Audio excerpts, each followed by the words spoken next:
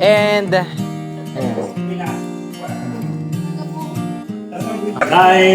Dahil mabait, ikaw ay masipag, dahil ginamit, maganda. ayan, favor to ni Lord. Yes. Yung nagbigay ng grocery doon, nagbigay din siya ng e-bike. At nung tinanong ako, sino kayang pwedeng pagbigyan?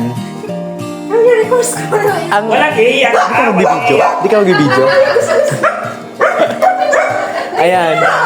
Ang una ko agad naisip, ikaw. Ikaw. Una ko agad naisip.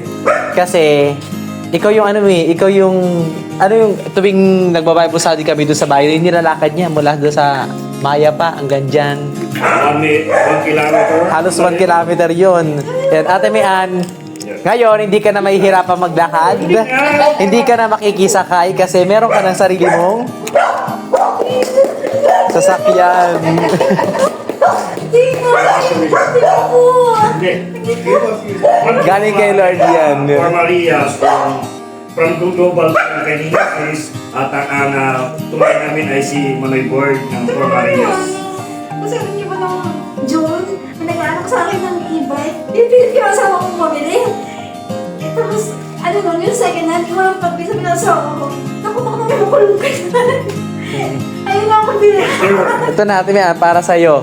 E-bike. Galing din yan dun sa nagbigay ng 10K at groceries kay Mrs. from Global Family. Muna po, sige. Parang lumandaan parang 3. Kung gusto mo mabili. Ito normal lang to. Pagka-switch mo ng oil, pwede hindi mo na lang. Kung ayaw mo lang, kung nalobat naman siya, tapos ayaw mong gamitin, patayin mo lang, tapos ito may padyahan. Pwede mo gamitin pa rin. Tapos, Yan. Ito yung susi niya. ang iba, pag medyo try ka, kaya, pagbalik ko, ano yung nakapili? Ayan na rin yan, mga Yung mga naisip ko na. signal light.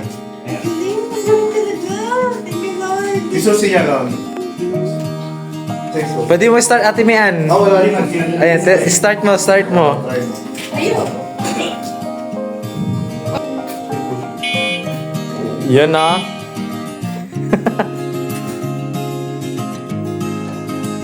Pero di ko alam na kailangan mo talaga, Ate Mian. Nung tinanong lang ako ni Mrs. Baka mayroon kang baka mayroon kang pwedeng pagbigyan ng e-bike. Taga-tagig pa nga sabi niya eh. Pag pinili pa mo pala siya, yung serial number niya nandito sa may yung sa